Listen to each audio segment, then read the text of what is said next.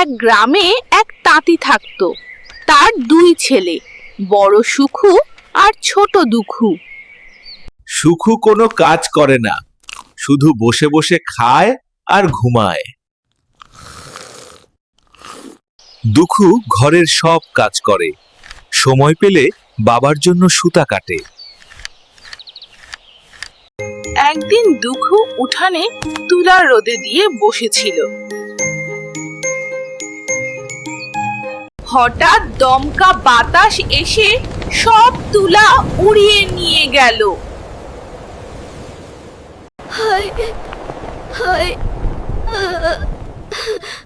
আমার সব তুলা চলে গেল।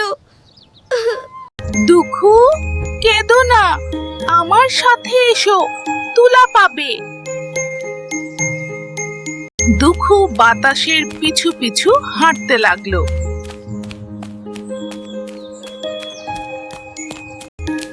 দুখু, আমার লতা পাতা সরিয়ে দেবে। দুখু লতা পাতা সরিয়ে সাহায্য করলো।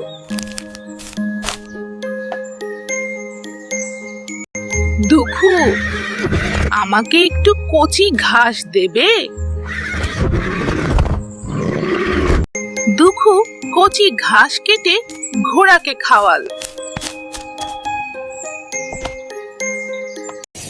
দুখু পৌঁছালো ধবধবে সাদা এক বাড়িতে। দাওয়ায় বসে এক বুড়া চরকা কাটছিল।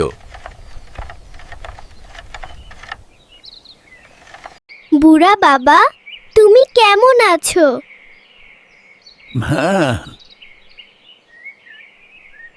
বুড়া তাকে পুকুরে ডুব দিতে বলল।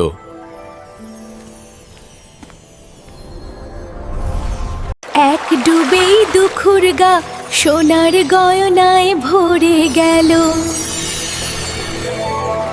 দুখু লোভ না করে শুধু পান্তা ভাত খেলো। যতটুকু তুলা ছিল ততটুকুই নিল দুখু। ফেরার পথে ঘোড়া তাকে পঙ্খিরাজের বাচ্চা দিল। কলা গাছ দিল এক ছড়া সোনার কলা। সব দেখে সুখুর লোভ হলো।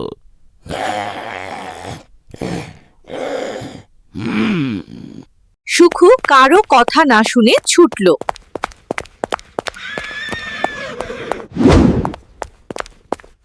লোভে পড়ে সুখু শাস্তি পেল।